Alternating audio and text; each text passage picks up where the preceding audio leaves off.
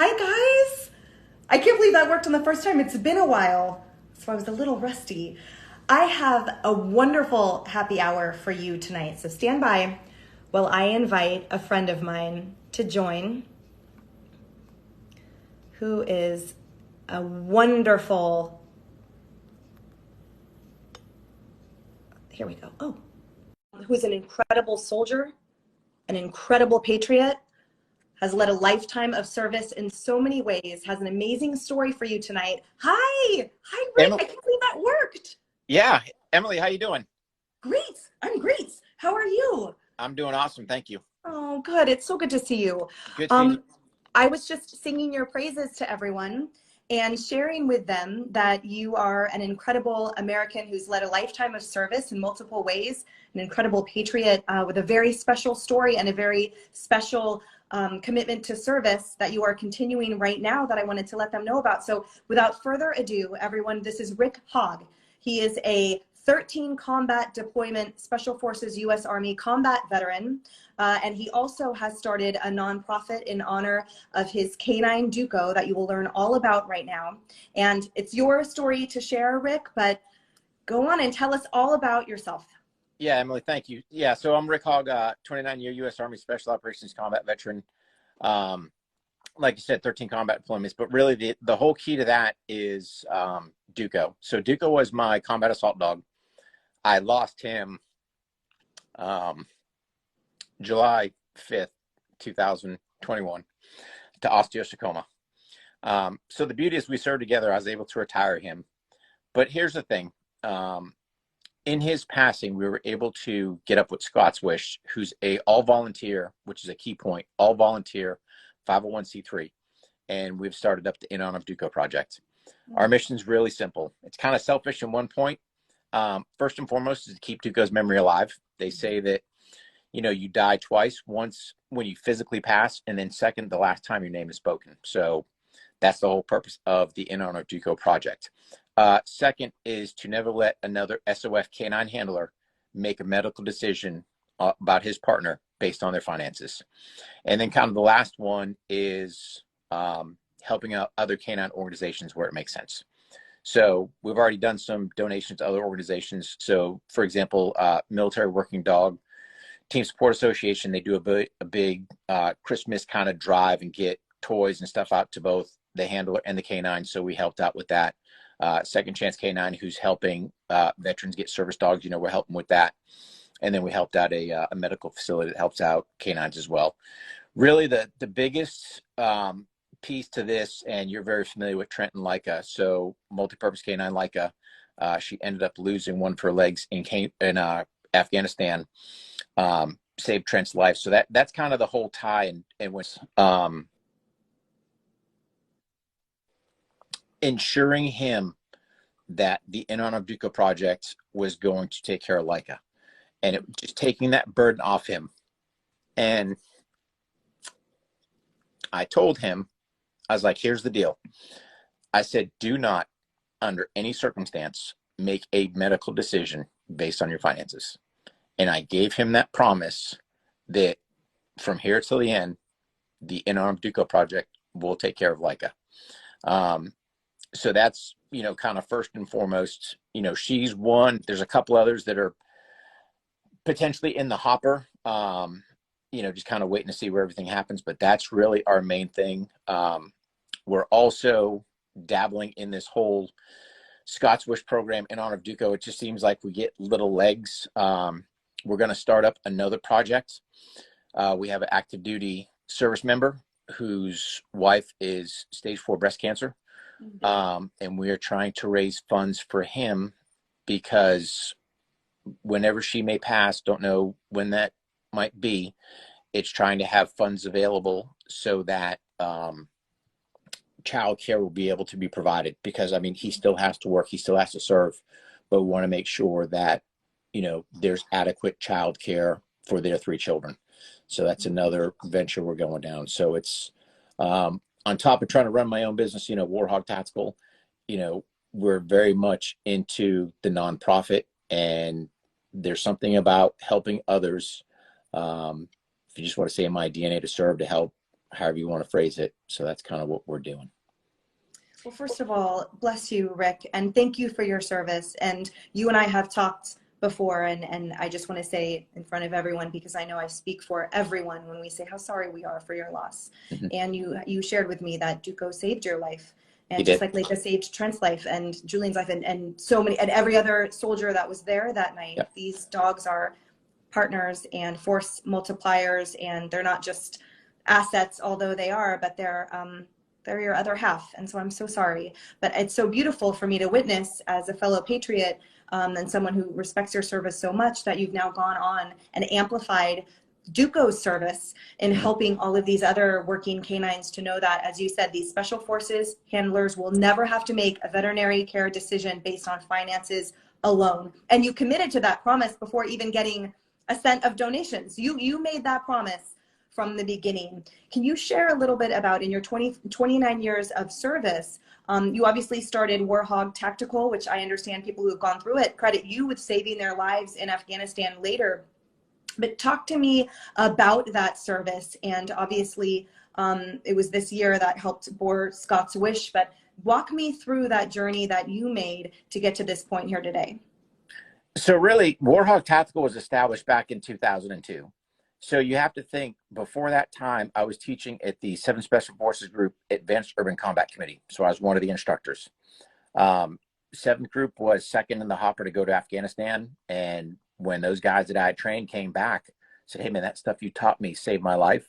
That set the hook for me, knowing that in 2002, I was going to start a training company when I got out. So it wasn't like one of these that I got out in 2017. It was like, hey, what am I going to do? It's like, no, I'm going to do this when I get out. You know, so again, subsequently, you know, 15 years later, 13 combat deployments, a bunch of experience. That's what we bring, you know, when we're both training either civilian, law enforcement, or military personnel. We're bringing that experience to them. And for some of my LEOs out there, my law enforcement officers, they have sent me notes and texts and stuff like that going, hey, man, I appreciate what you did, because, yeah, the other night, you know, we were in a gunfight, had to run from here, another gunfight ensued. So it's just, you know, we're continuing to help people out there. I hope they never have to use the skill, but if they do, you know, they've got that skill to bring themselves home at night. So that's really my main concern. And going back to the working canines for a moment, can you share with all of us how it's laid out? Because I think, you know, I only speak for myself, but it's not common knowledge that the dogs aren't cared for, unlike humans and their counterparts with pensions and medical care and the like. Yep. So you can you explain to us the situation with canines once they retire and how the finances work, so people know what their money is going to when they support Scott's Wish? Sure. So you have to understand, back in 2000, Congress passed a law that they were no longer going to euthanize military working dogs. It used to be standard practice that they were looked at as equipment. Yes. So if you look at Vietnam, for example, we left over 4,000 military working dogs in Vietnam, just left them. They're equipment. So 2000, Congress passed that law. Now, this is where kind of I got spoiled. I get the benefit of being able to bring my canine back home. You know, my partner, part of me, however you want to look at it. You have to think it goes twofold, because we have the SOF Canine Memorial. We have over 60 names of canines at that memorial. When you look at how many people were saved, it's at least 60, right? But I always say the number is only known to God. So who knows how many brothers, fathers, sons, teammates are here today because of the incredible work of these canines. And pretty much when you get your dog, you sign some paperwork that says, yep, you've got them. U.S. military or U.S. government no longer has any type of obligation to this animal, and it's on you. So now, like in my case, when Duco was diagnosed with osteosarcoma, here's the thing. The vets don't say, yeah, we're going to take care of your dog. It's like, yeah, you know, we can amputate his leg, round of chemo. It's going to be about $10,000. And I'm like, what a gut punch. You just told me my buddy is sitting there, you know, he's got cancer, and then you put a price tag with it. And that's why it was with Trent. I was like, no way, dude, do not make a medical decision based on your dollars. We got you. So that's the whole premise of, you know, Scott's Wish and, you know, the In Honor of Duco project is, I do not want another SOF canine handler sitting there going, man, do I sit there and for lack of better terms, have to euthanize my partner because I can't afford $10,000. It's like, no, we got, you know, that's just an example that I had to live through. So that's why we want to pass that forward, you know, and just take care of those guys. And tell me about the insurance options. Sorry for the sort of mundane question, but Nope. I know for my dog, by the time I thought about insurance, she was way past the point of being insurable because of her age and size and illnesses. And so I would imagine the same, that after a career of working as a military working dog, no insurance company would cover. And I assume there's no insurance coverage coming out of the military. Is that accurate? Yeah, that's correct. Here's the thing. I didn't actually look because I was half ignorant, right? In my mind, Duco's going to live forever. Nothing. I mean, we fell out of a helicopter 30 feet in Afghanistan. And more or less. To the ground? Yes. Yes, we hit the ground. Yeah, was 30 she okay? feet from the ground.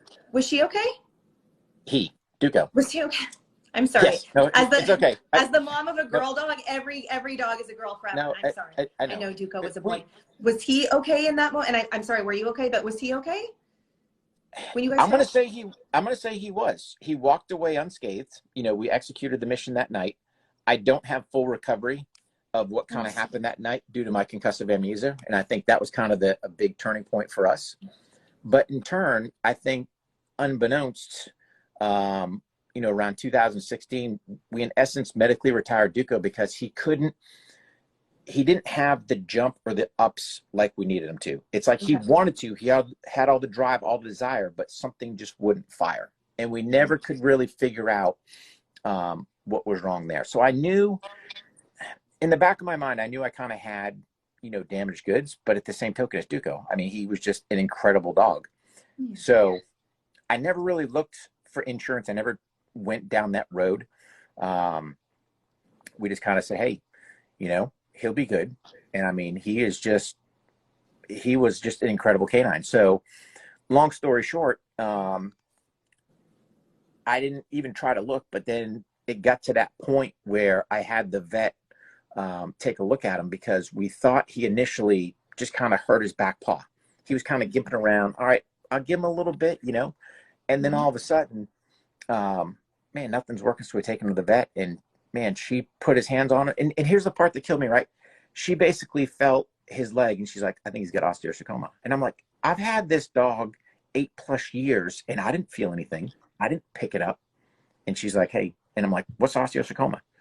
Well, I think it's bone cancer. And then all of a sudden, you know, that's when we got referred somewhere else and started going down that whole road. But yeah, it was, you know, it was an absolute kind of gut punch because when you finally get there, you know, the first thing they start talking, especially on something that big, is the dollars and cents.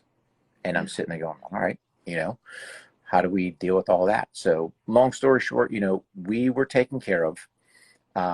So in turn, I wanted to pass that forward with the In Honor of Duco project. And you know what, you know, Trent's kind of the first one. We've, you know, done some other little things, like I said, but Trent and Leica, they are taken care of. So. Bless you. I guess you're very welcome. I guess we're their pet insurance, but no, you get nothing. You get nothing from the military. There's no doggy VA. There's none of that. They're just see you later. Now, there's been talk, you know, that they might potentially do something, but until they do, the burden is on the handler for their medical care. Right. And I think it's so emblematic and revealing of that community, of the Special Forces community, that you're taking care of each other. Like you said, you know, until someone else, until some dotted line is signed, then it's up to you guys and you're taking care of each other, which I find really beautiful. As a citizen, I find it absolutely reprehensible and abhorrent that our legislature hasn't come up with legislation to ensure that these animals are taken care of, and that it's just since 2000 that they were not disposed of. I mean, that was, I had no idea about that, and I'm surprised I had no idea, and I find that totally nauseating. So I think on a micro level, again, just speaking for myself as a citizen, you know that I contribute to these causes and support them financially, in addition to help amplifying, which everyone here can do. You guys can all support. Your prayers are fundamental, and at a minimum, we would love those. If you can support at all, that would be great. Or just spread the word, because Scott's Wish in honor of Duco, you're doing incredible things. And There are a few other organizations out there that I wholeheartedly support of canine handlers that are garnering finances for retired canines, for retired working canines, and in your case, special operations canines. And then on a macro sense, it makes me want to knock on every door of every legislator to make sure that this gets passed. Because it's just, this is a fundamental need that you, through your grace and your grief, are filling. But I mean, I expect a little bit more from our elected officials. Rick, what else would you like to share with us here right now, either about Scott's Wish or Duco? One of our listeners here, Twistfire, I believe his name was, he said Duco was a warrior, and I completely agree. Yep. Yeah, and you can kind of see, so I'll do the old finger point. If I can get my finger going, there it is, boom. That's his actual vest he wore when I was handling him. So that sits, so yeah, you can see his little name right there, and his leash I actually built there and everything. But here's the thing. If people want to learn more about Duco, if they go to warhog.com and they hit the About button, it's in honor of Duco. It will lay out our whole story, kind of our journey, the whole journey of the osteosarcoma, the losing his leg, all that stuff. So that's probably the number one thing. And here's the thing, when we talk about donations, right? I am so grateful for people that give. I don't care whether you give $10,000 or you give 10 cents. The fact that people give, you know, and I've had people almost apologize. Hey, all I have is $5. I'm like, thank you so very much. You know, it's you're scraping what you have to give to our cause because you believe in it. I thank every single person out there, whether it was the prayers I got when Duco was sick, the prayers when I lost him, you know, people that donate, people that support. I mean, the support has been absolutely overwhelming. So we had a company in the UK, for example, Explosive Apparel Design. They came up with Blackbeard and Friends in honor of Duco, where they actually, again, I have a British company who has the Union Jack flag on one side, and then they've got the American flag on the other side, but they ended up putting Duco in there. My buddy Paul up at Teutonic Distillery, you know, we have an in honor of Duco bourbon. And again, all these sales, the funds are going back to the In Honor of Duco project. So it's not like just, hey, buy this stuff. Nope, it's donations are coming back. And again, it's just giving back, whether it's Trent, whether it's another organization. Like I said, we've got, right now, there's 3 potential other canines that are on the fence. We're just waiting to kind of get some word back on them. So we're after it. And the thing is with me, I'm still keeping my connections that I have to my active duty service members, you know, to the guys I know that have retired dogs, and just letting them know, hey man, if you need anything, please reach out. And then, like I said, in turn, the last thing was, you know, I've got an active duty service member whose wife has, you know, stage 4 breast cancer, and we want to help them as well. So again, this thing just keeps morphing, but yeah, I mean, that's, you know, I would say the website's probably the best place to go, you know, warhog.com in honor of Duco, and you can read all about him. You can watch videos of him. You can watch his, you know, when he had 4 legs, when he had 3 legs, little tips we used to do. I mean, we did a great video with 511, you know, we were on Trigger Time TV. So it's just, it will show you more of who Duco was. And the other part people need to understand, Duco was an extension of me. So that bond is, you know, I would cast him off into the battlefield.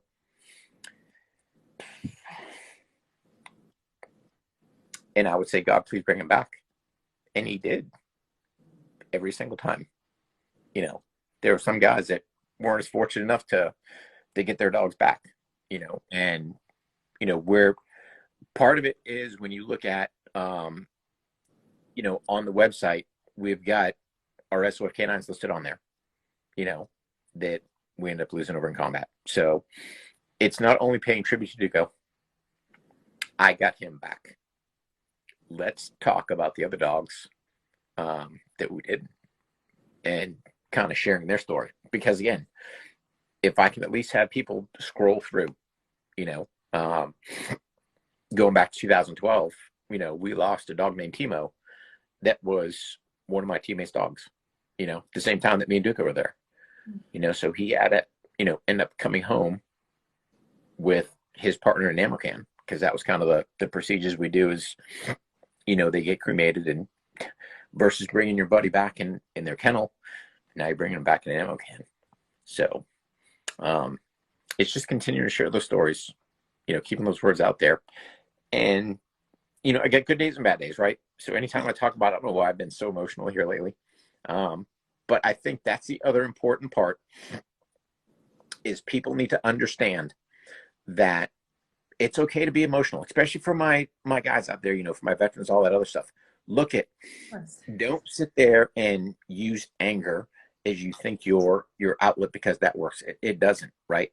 It's okay to shed tears. Part of it has to do with the name Joe Andres. You know, Joe Andres was my good friend that was killed Christmas Eve 2005. You know, but it's sharing Joe's story. It's not sharing Joe's story about what happened on the battlefield, because that doesn't really matter. It's sharing the story about, you know, Joe Andres, the Baghdad Christmas cake thief that would steal Christmas cakes from another guy and, you know, hide them in my stuff. And I literally caught him, you know, a couple hours before we lost him that night. So I caught the Baghdad Christmas cake thief, and that's my memory of Joe, you know. So, but I didn't mourn for Joe for over 10 years. Didn't, you know, until I got out. So I say to my active duty service members, I got it. Figure out your outlet. You know, I'm about talking to peers, because I can talk to another combat vet. I may not have the same exact experience as you as that time and place, but we share a common bond and we can relate to things. So, yeah, you know, so that I've been open as far as being emotional. Doesn't make me any weaker, doesn't make me any whatever. No, but it's important, because, right, people have this stigma that, you know, alphas don't, you know, show emotions. They don't do this, you know. Anger is an acceptable emotion for, you know, for an alpha, for a male. But, you know, in my case, it's like, hey, man, you know, we weep a little bit, but at the end of the day, it's the healing process for me. So, you know, I tell my students, you know, I mention that, but it's like, if somebody wishes me ill intent, I can easily, you know, dish back what I need to defend myself and my family. So, but yeah, it's a bunch of stuff. Rick, thank you. Thank you for your service. Thank you for your honesty, for your vulnerability with us. We weep with you. We grieve and mourn with you. And we're so appreciative. Our gratitude for Duco's service and his legacy that you are carrying on through helping others like Leica and more. All of it. We are here for it. We're here for you, and we're alongside you. You're not alone, but you know that. Thank you for tonight. Thank you so much. So you guys, the current link in my bio on my page is Scott's Wish in honor of Duco. So if you go there, you can donate and learn more right at this moment. And Rick, right now, I'll post this and put all your information below, so that everyone knows exactly where to find you and how to follow you and support this continuing endeavor. And just know how grateful we are for your service, lifetime of service in so many ways. Rick, thank you, and thank you in memory of Duco. We're so grateful. Thank you. Thank you for taking this time with me tonight, too. No, thank you, Emily. And here's the thing. I'll throw one more plug in there. So On the Range podcast, you're always welcome as a guest. That's our show. So you're more than welcome. Come on and we can chat some more. Thank you. I would love to. Absolutely. Thanks, Rick. Okay, good night, everyone. See you soon. Bye.